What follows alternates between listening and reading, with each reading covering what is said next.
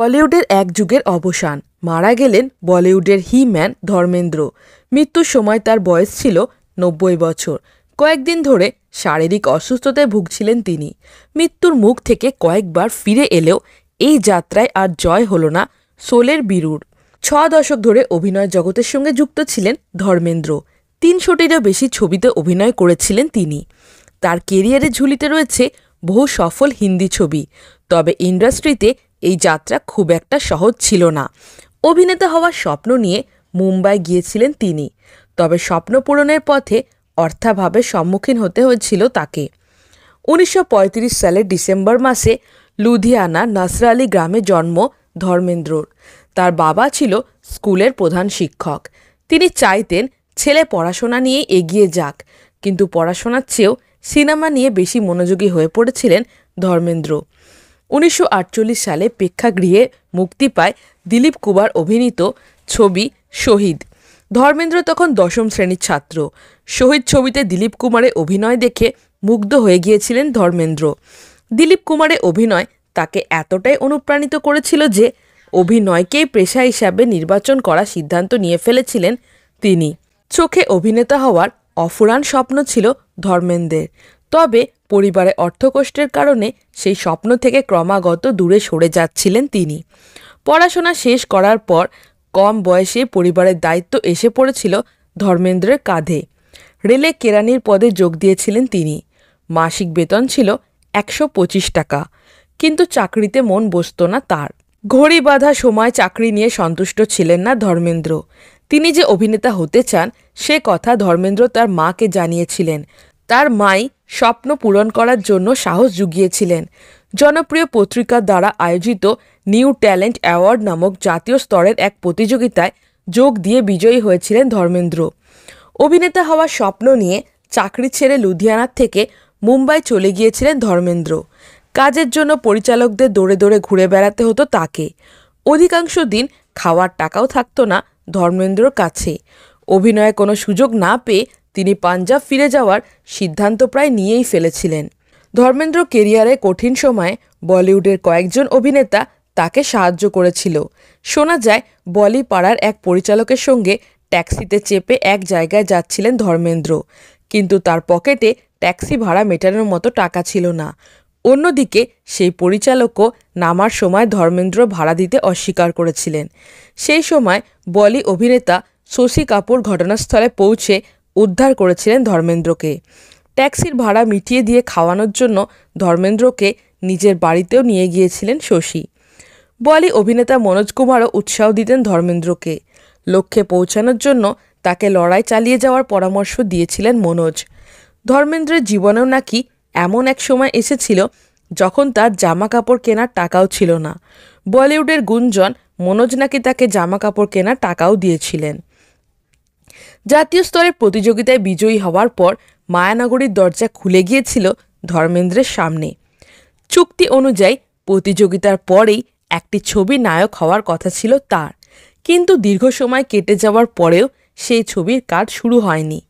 ১৯৬০ সালে দিল ভি তেরা হাম ভি তেরে ছবিতে অভিনয় করেন এবং কেরিয়ার শুরু করেছিলেন ধর্মেন্দ্র, কিন্তু বক্স অফিসে সেই ছবি একেবারেই ব্যবসা করতে পারেনি। কেরিয়ারে শুরুর প্রথম ৫ বছর ধর্মেন্দ্রর ভাগ্যে শিকে ছেড়েনি। ১৯৬৫ সাল পর্যন্ত ২০টির বেশি ছবিতে অভিনয় করে ফেলেছিলেন তিনি, কিন্তু কোনো ছবি বক্স অফিসে তেমন সফল হয়নি। ১৯৬৬ সালে প্রেক্ষাগৃহে মুক্তি পেয়েছিল ফুল অর পাথর। ধর্মেন্দ্রের সঙ্গে এই ছবিতে অভিনয় করতে দেখা গিয়েছিল মীনা কুমারীকে। দীর্ঘ অপেক্ষার পর ধর্মেন্দ্রের ছবি বক্স অফিস থেকে ভালো উপার্জন করেছিল।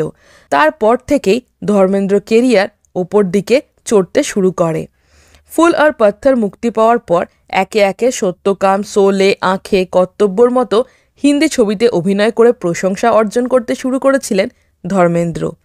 বলিউডের হি ম্যানের তকমাও পেয়েছিলেন তিনি। ৭০ থেকে ৮০ দশকের মধ্যে বলি পাড়ার সর্বোচ্চ উপার্জনকারী অভিনেতাদের তালিকায় নাম লিখিয়ে ফেলেছিলেন ধর্মেন্দ্র। বলি পাড়ায় কানাঘুষো শোনা যায় একটা জামা নাকি ভাগ্য ফিরিয়ে দিয়েছিল ধর্মেন্দ্রের। সেই জামা পরে পরপর ৩টি ছবিতে অভিনয়ও করেছিলেন ধর্মেন্দ্র। ৩টি ছবি বক্স অফিসে সুপারহিট হয়েছিল। 1968 সালে প্রেক্ষাগৃহে মুক্তি পেয়েছিল মেরে হামদম মেরে দোস্ত। এই ছবিতে শর্মিলা ঠাকুরের সঙ্গে জুটি বেঁধেছিলেন ধর্মেন্দ্র। এই ছবিতে চলো সজনা জাহাঁ তক ঘটা চলে গানটিতে শর্মিলার সঙ্গে রোমান্স করতে দেখা গিয়েছিল ধর্মেন্দ্রকে। পরের বছর 1969 সালে প্রেক্ষাগৃহে মুক্তি পেয়েছিল আয়া সাওন ঝুমকে।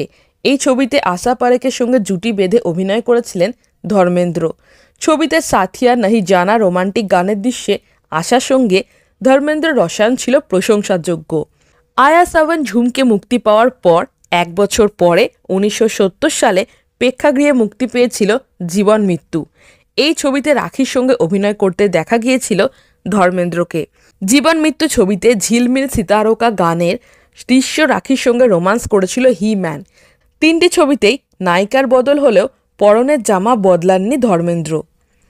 বলিপাড়া সূত্রে খবর, 1968 থেকে 1970 সাল পর্যন্ত মুক্তি পাওয়া তিনটি ছবির গানের দৃশ্যে হলুদ রঙের স্ট্রাইপ দেওয়া একটা জামা পরেছিলেন ধর্মেন্দ্র। এই জামাটি ধর্মেন্দ্রের সৌভাগ্য বহনকারী। বলিপাড়ার কেরিয়ার শুরুর আগে মাত্র 19 বছর বয়সে 1954 সালে প্রকাশ কৌরকে বিয়ে করেছিলেন ধর্মেন্দ্র। বিয়ের পর দুই পুত্র সানি দেওয়াল আর ববি দেওয়াল এবং দুই কন্যা বিজেতার অজিতার জন্ম দিয়েছিলেন প্রকাশ। প্রথম স্ত্রীকে বিবাহ বিচ্ছেদ না দিয়ে দ্বিতীয় বিয়ে করেছিলেন ধর্মেন্দ্র। বহু বছর সম্পর্কে থাকার পর 1980 সালে মে মাসে হেমা মালিনীকে বিয়ে করেছিলেন অভিনেতা। ধর্মেন্দ্র হেমার প্রথম ছবি তুম হাসিন মে জওয়ান মুক্তি পেয়েছিল 1970 সালে।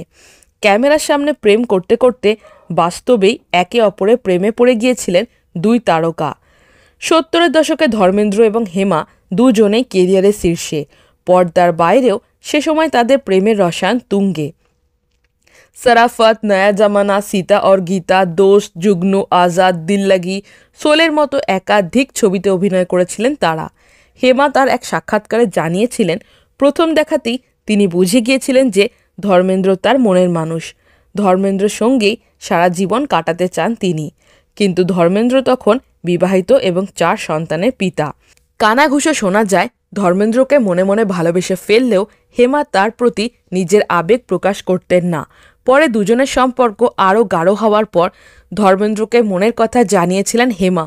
কিন্তু এই সম্পর্কের ভবিষ্যতের কথা ভেবে আপত্তি জানিয়েছিল হেমার বাবা মা। বলিপাড়ার জনশ্রুতি, হেমাকে একবার প্রেমের প্রস্তাব দিয়েছিলেন বলি অভিনেতা সঞ্জীব কুমার, কিন্তু নায়িকা সে প্রস্তাব ফিরিয়ে দেওয়ায় মন ভেঙে গিয়েছিল সঞ্জীবের। শোলে ছবির সেটে দেখা হওয়ায় আবার হেমাকে বিয়ের প্রস্তাব দিয়েছিলেন সঞ্জীব।